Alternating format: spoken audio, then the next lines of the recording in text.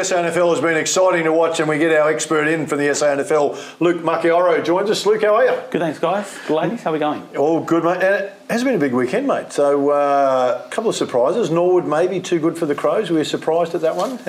Matty Panos was the story of the weekend. Matty was. Great to see him back. 630 odd days, I think it was, since he last played, and was the story of the weekend. I think got Norwood over the line and kicked those 4 goals and was probably the difference in the game and what Norwood's lacked over the last probably 18 months.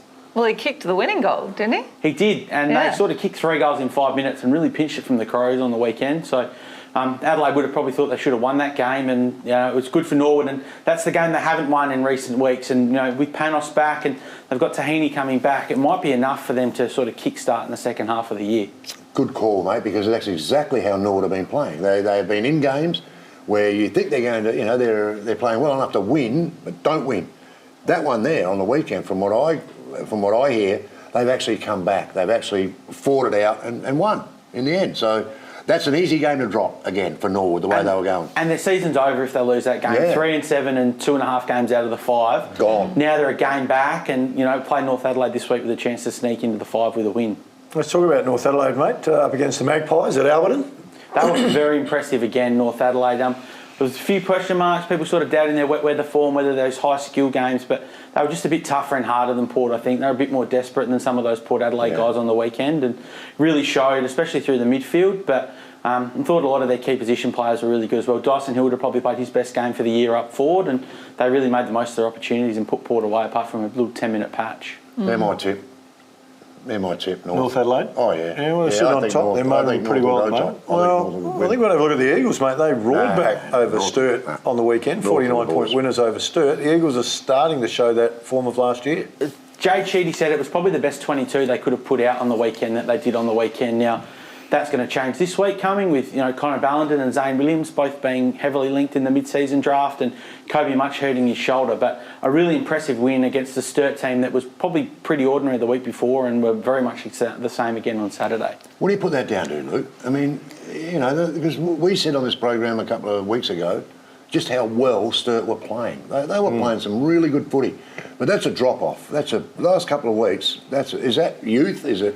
What is it, you think? It's coincided with the loss of Tom Lewis to that spleen injury. He's going to be out for most of the year. He's sort of that extractor in the midfield that frees up these Battersbys and Wilsons on the outside. And, there's a bit of extra pressure through their midfield. They don't quite have that depth. Last year they had Abe Davis going through there as well. This year he's played more permanently forward and probably won't get back through that midfield. So they don't have quite that midfield depth that they've had previously, and it's really shown up the last couple of weeks without Lewis being in there as well. But then you've got Riley Knight doing 48 disposals as well, so he's playing his role for the team. Do you think, like former Crows player, AFL player, doing a fair bit for the Eagles? And they're quite deep as well. They've got Dylan Clark, they've got Jimmy Toumpas back, Jesse Lonergan played his first game in a month on the weekend as well.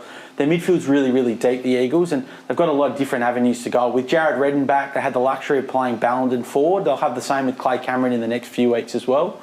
So to coincide with both the Menzel brothers, Daniel Menzel's playing as good a footy as he was since he was back at Geelong. Really, he's kicked 30-odd goals, and they've got a lot of firepower, and the midfield's good enough to get the ball in there. They're both kicking goals too, aren't they? The Menzel boys, they're kicking goals. Daniel hasn't missed a game this year. He looks like he's found the fountain of youth. He hasn't moved this freely for a long time, and he's been probably the difference with the Eagles, where he was in and out, in one week, out the next. He's been that consistent pillar for them in that forward line when they've been missing a few other guys throughout the year. Let's have a look at this weekend, mate. Norwood, you touched on it at Prospect, so North at home, Norwood, it's a pretty important game. Well, they're all important, but this one for Norwood to back up on the back of last weekend. Yeah, important in a lot of ways, I think, because they really need to keep the momentum going. I think if they can win this week, then it's 2 in a row. I think they play Westies straight after the bye as well, so a good chance to get 3 or 4 wins in a row and build some momentum into the second half of the season.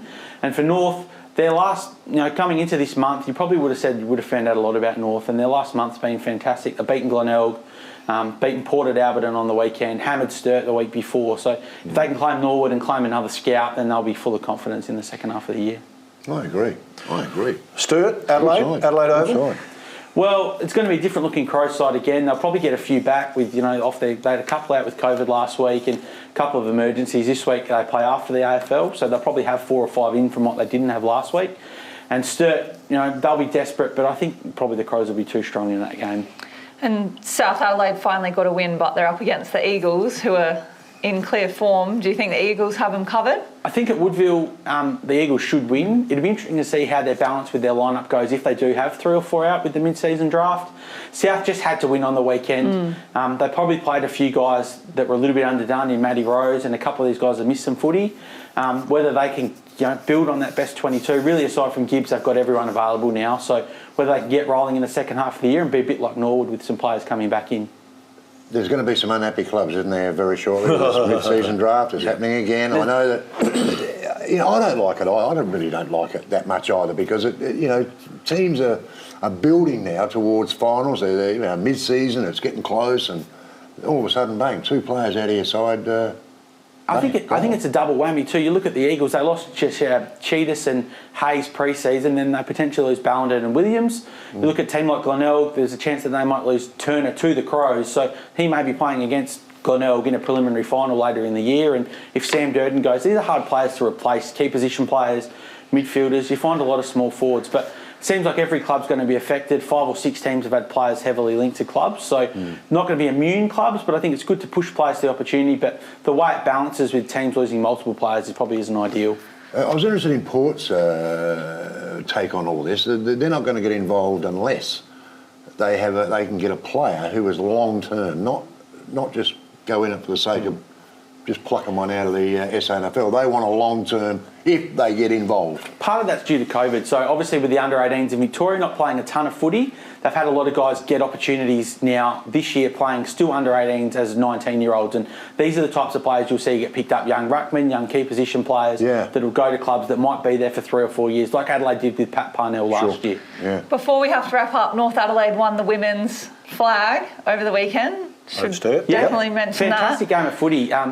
North Adelaide belted Sturt in the qualifying final. Everyone probably thought it was going to be a bit the same, and Sturt jumped them, led by 3 goals early, but North just showed their class, clawed back, and there'll probably be a few of those girls running around in Crows and Port Adelaide jumpers at the end of the year, with the AFLW season expanding, starting in the end of August. Can North get women and men's flag? Would be nice. I think you've seen a lot of it with clubs. Glenelg have been one of those clubs that have had a really successful women's program, and they integrate it really well. So those clubs that have done it have had success at both levels, so it's a good stepping stone for both of those clubs. Oh, good test for the Roosters. Luke, always a pleasure to have you in, mate. The SANFL is a terrific league. You need to get down and support it. There have been some outstanding games in the last couple of weeks. Stay with us. Still, a little bit more to come.